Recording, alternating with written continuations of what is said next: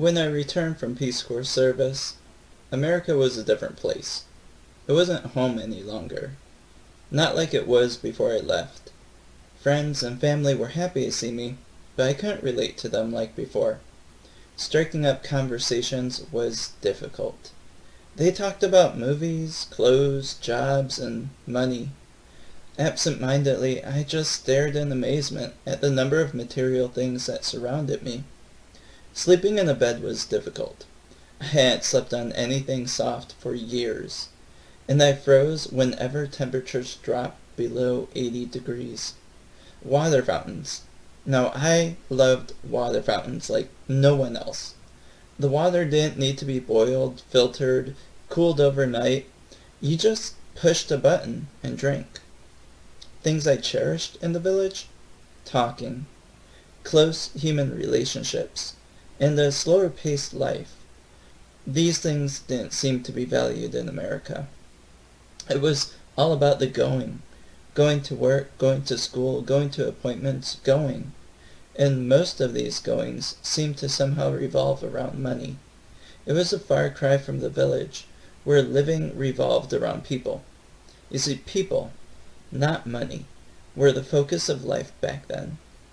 When I came back, reverse culture shock got the best of me most nights. I would often cry myself to sleep, just wishing to be back home in Kiribati. Like water, Kiribati gave me life. It taught me, an American, what's essential and how to truly live with others.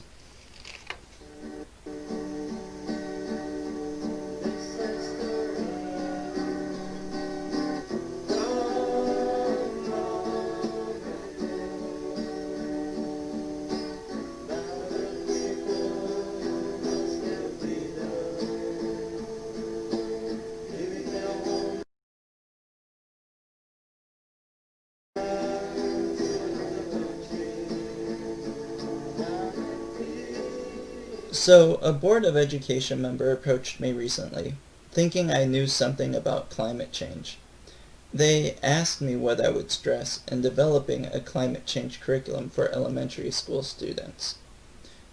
Well, I thought about it for a bit before responding, humanity.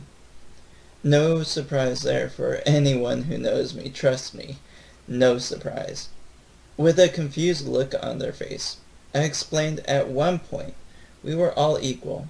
All of us struggled, learning how to walk, how to talk, how to eat, how to read, how to share, how to care for anyone else other than us. I tried to make the point that leaving behind an egocentric mentality is not easy for anyone to do, but it's something that we all must learn to do. Now, it takes time and a ton of patience from our guardians to graduate from infant to toddler, toddler to child, and child to adult. And all of these liminal stages are great, but somewhere along our evolutionary path, many of us, myself included, forget these lessons associated with letting go of the big I. Now, having talked about climate change for 20 years, I've realized that climate change is really all about the big I. And most of us are still infants when it comes to climate change comprehension. And as silly as it sounds, we need to remember our long path out of egocentricity to understand climate change internally. You see, climate change focuses on the big I, individualism, inequality. It forces those least responsible for its creation to bear the greatest amount of burden. Now, what would it mean to us if we shared our resources with those who had nothing? Or if we listened with compassion to those calling out from Earth's farthest corners, or if we took care of everyone, from our closest neighbors to that one distant uncle only seen at Thanksgiving, with the same amount of care and compassion. What if we did this for people we never met before?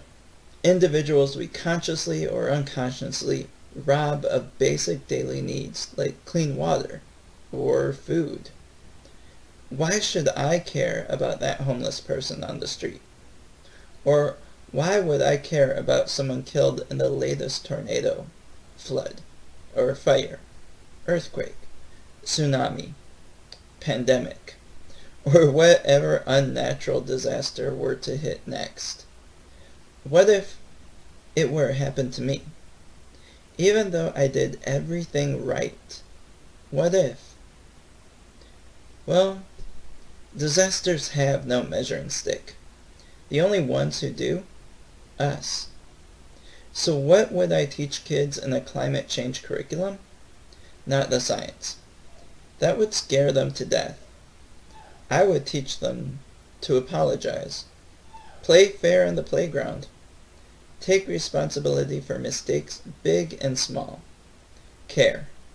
Care for something as if your life depended on it, and extend that feeling towards a multitude of others.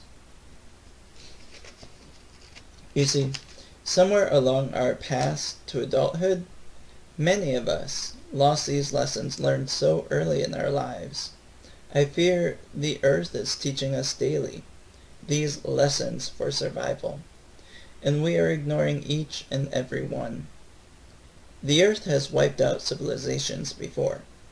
Maybe they too did not heed these warnings, forgotten seminal experiences of things like respect and compassion on a larger scale. Religions, for better or worse, have taught believers the power of care and empathy for others, animals, and earth in almost every text, but we have missed these lessons. So, with 10 years left, and our 9 years left now, in our collective existence as we know it, as stated by the IPCC report of 2018, I would stress the schools teach compassion. The kids will need it when they're teenagers, and this may be the only thing left on Earth to move humanity forward.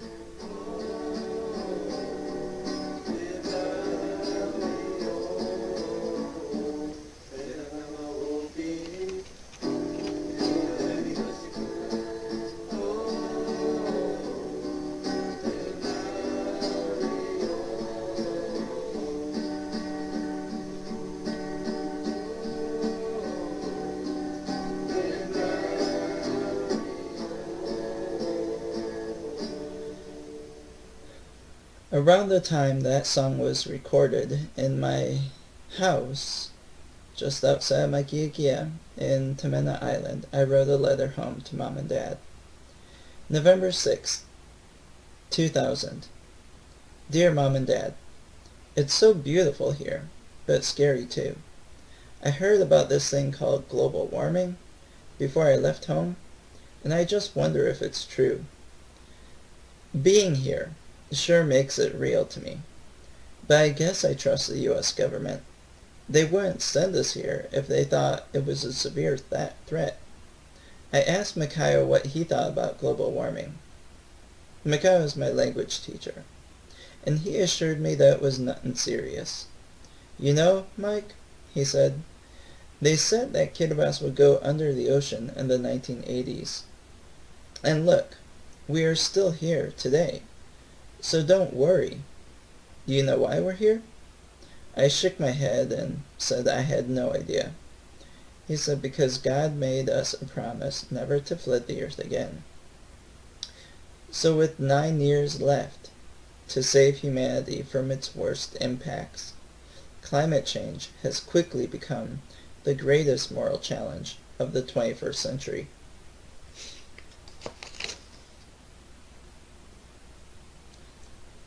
November 16th, 1989, at the Small Island State Conference on Sea Level Rise in Malie Island in the nation of the Maldives. Barbara Kirata, Kiribati Minister of Home Affairs and Decentralization, takes the podium. And he says, over centuries, The question of rise in sea level was never heard of. Our ancestors lived happily on our islands without fear that one day our beautiful homes may be lost as a result of a deteriorating environment. We, in this present generation, have inherited those small islands and are proud to be owners of the beautiful homes they secured for us. If sea levels were to rise, the groundwater would quickly become saline, making it impossible to obtain fresh water. Agriculture would be destroyed, and high tides would wash away our communities. Decade later, September 16th, 1999. I'm a senior in college, 20 years old. Dressed in my one and only suit, I'm 15 minutes early for the interview. The secretary smiles and says it's okay. She leads me to the room where I will meet Jeff, Miami University's Peace Corps recruiter. The room is cold. I'm uncomfortable. And I'm hungry. And after the 30-minute interview, Jeff asks if there's anything more I would like to add. Yes, I say. I hate hot weather. I'm allergic to fish, and I'm severely prone to motion sickness, especially on boats. November 16th, 2000. A year later, I'm a Peace Corps trainee in the Central Pacific Island nation of Kiribati, where there is nothing but heat, fish, and boats. During my second week, I experienced something that I will never forget. I was returning from a celebration when it began. The winds picked up, the trees rocked, the seas roughened, the ocean grew larger and larger. Waves rose and crashed deep into the land.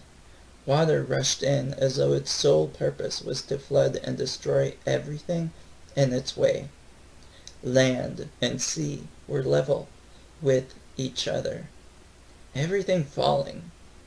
Now, to live or die, we didn't know, but we had to wait. The disaster that felt like forever passed before the sun rose, and at sunrise, all emerged from our hiding spots. Some houses were missing walls, others roofs. Fallen coconut trees laid atop mango corrugated tin. Men collected down foliage for women and girls who were weaving new thatch. Boys straddled beams, installing each piece one by one. In collective fashion, the village worked together in what seemed a choreographed dance to repair what had been destroyed. They didn't wait for relief workers, Red Cross, Red Crescent, UN. They weren't coming. Collective action to repair and recover together seemed nothing less than instinctive. And that's what Micaiah told me. In Kiribati, the we is always bigger than the me.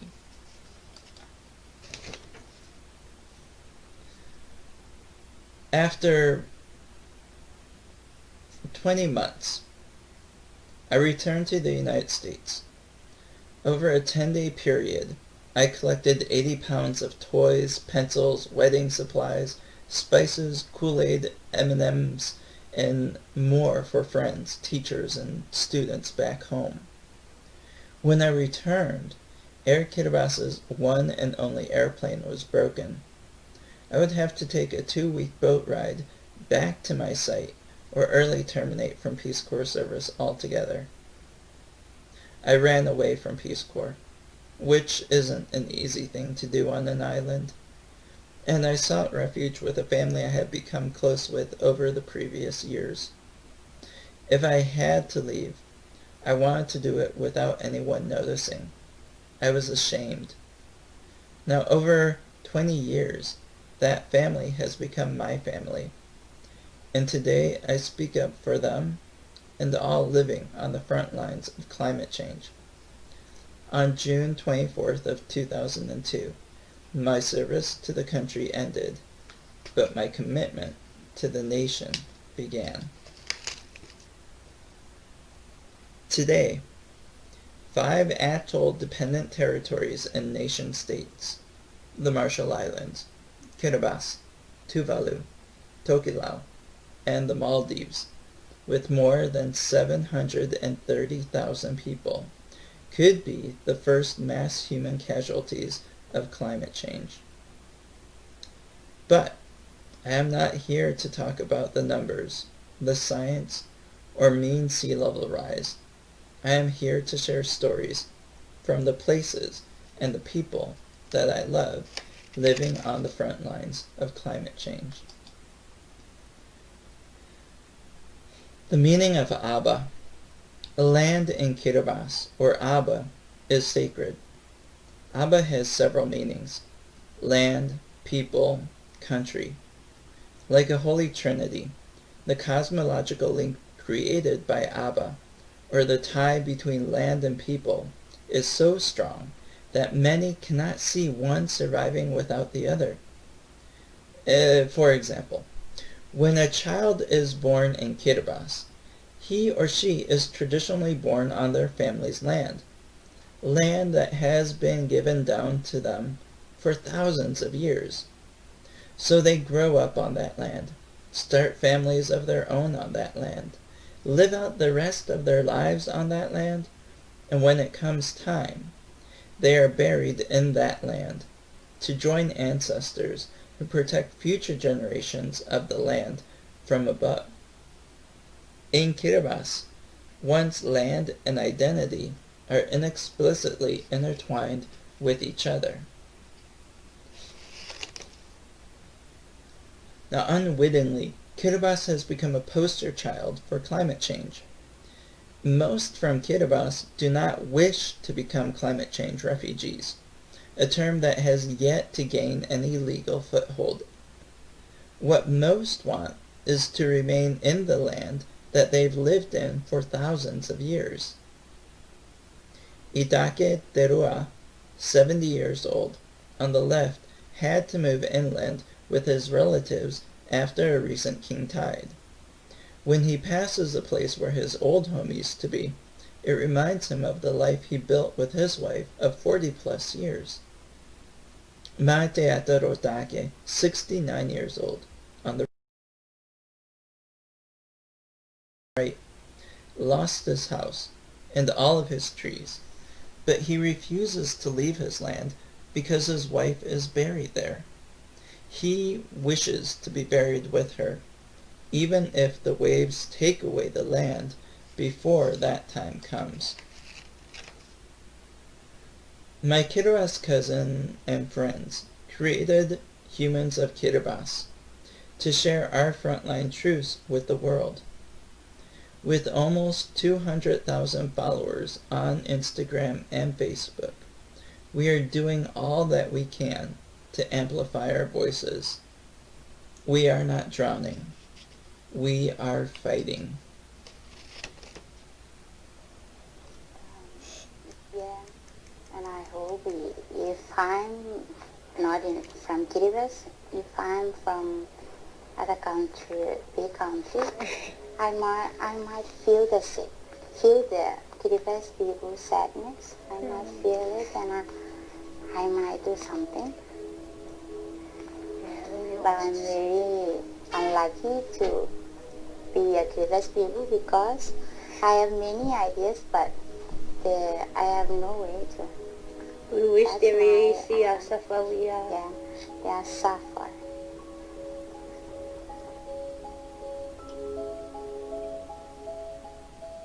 I was one of the person working behind the scene to prepare the team that go to Copenhagen for the COP15.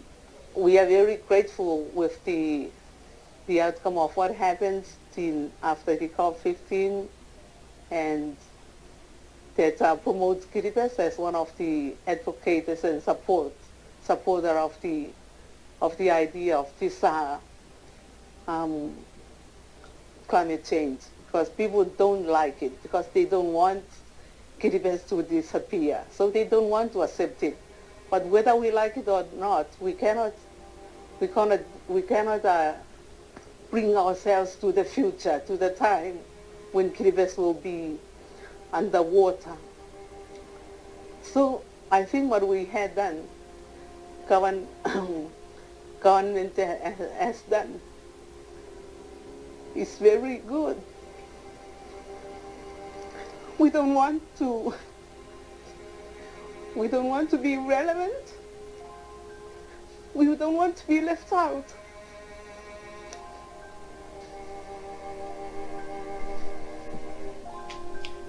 These are just some of the stories behind the science that never gets highlighted. Telling their stories, letting people know that there is a beautiful place called Kiribati, is what we do in Humans of Kiribati.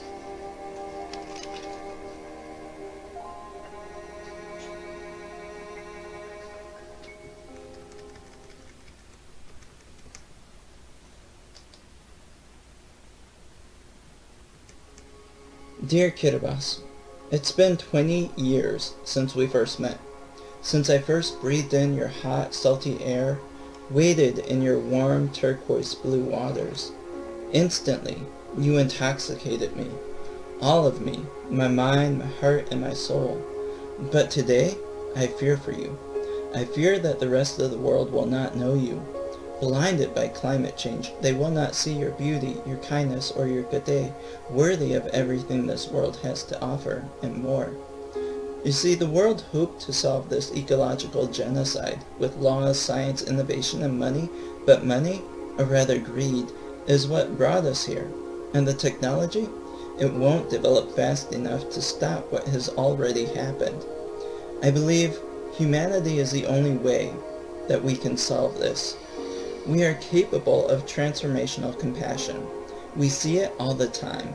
It's compassion that creates change for a more globally just society, where greed, hate, and anger are replaced by generosity, love, and joy. Dear world, I believe in you, and I believe in us. I believe in humanity.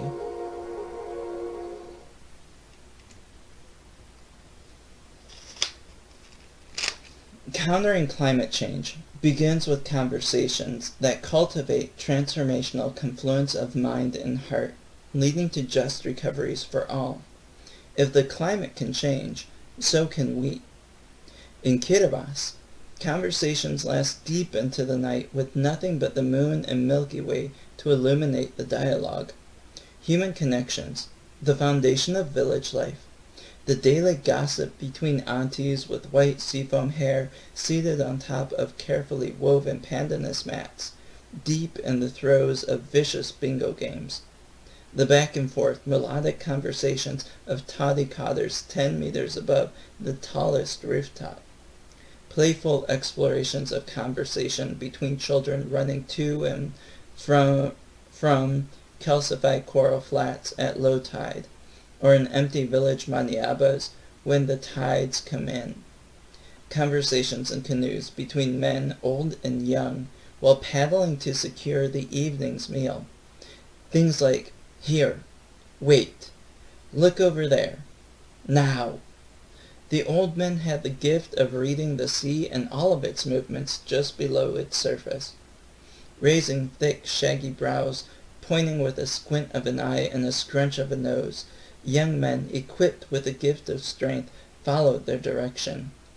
They paddled and chased their prey with the intensity of 1,000 suns. Inevitably, fish would fight back, and several would muscle their way out of the canoe with violent flops and flips, or just simply fly away, escaping death by seconds. My best friend, Beta, every time this happened, would joke, "That one," while shaking his head in despair and chuckling in grief, pointing at a fish that had escaped. That one must have been the most delicious one. Silently, I applauded each fugitive who escaped incarceration. Community. The backbone of Kiribati society seemed to develop organically. I learned to introduce myself not as an individual, but rather as a member of a group. Nemerau. That was my group. This was the way of the island, the way of the village, the way of the community. It created a social safety net that benefited all, protected all, and served all. There was no homelessness or hunger, ailments of more developed societies. Codependency worked. In Kiribati, the community was everything, and everyone was part of the community. Communal living allowed for a slower pace, and at a slower pace, people were your most important assets. Unable to pass through the village without being summoned to at least 3 houses for tea, talk, or rest, daily trips to the canteen always seemed to be interrupted by questions. Where are you going? Come here. Sit. Eat. What's the news? Let's talk. Voices from houses along the path inquired about my goings and comings, wondering if I had time to visit and talk over biscuits and scalding hot tea before continuing on my way. Because of this, I quickly grew a disdain for British hot tea and the colonial legacy that colonization had on the islands. Internally repeating bloody Brits with every scalding equatorial sip, I burnt myself countless times in one sitting. Genuine interest in and concern for others were not only a part of village ethos, but also the glue that held society together. Interactions of indebtedness created and the firm relations consistently renewed over time through communal celebrations, shared foods, customary borrowing, and other activities that encourage prolonged interdependence and reciprocity. Things I believe our world needs now and for generations to come. The song, Demente Igeri, was one of the first songs I learned in Kiribati. It has always been one of my favorite songs. Tragic, it tells the story of the Banabans who were forced from their homeland by colonizers, who raped the lands for natural resources, exported those things to larger, more powerful nations. In December of 2020, Banabans commemorated their 25th anniversary of exile to Rambi Island in Fiji. That same day, the 4th most intense tropical cyclone on record approached. Within hours, Rambi would be in the path of Yasa, the second Category 5 tropical cyclone of 2020. For us, climate change is real. It's happening. Now. A just recovery is possible, but we need your help. Share our story. Speak up. Get politically active. Vote if you can. Our future is your future. There is a way forward with everyone. I believe in humanity. I believe in you. And I believe in us. Because, as I said before, if the climate can change, so can we. No, so must we. Because climate change is about humans, and humans are about humanity. While frontline nations may be the first to go, surely we will not be the last. Now, on to Matieta. Matieta passed away several years ago, and his final wish has been fulfilled. He now rests in his land next to his wife. We are not drowning. We are fighting. We are fighting until our very last breath. Gambasan Rapa, thank you very much.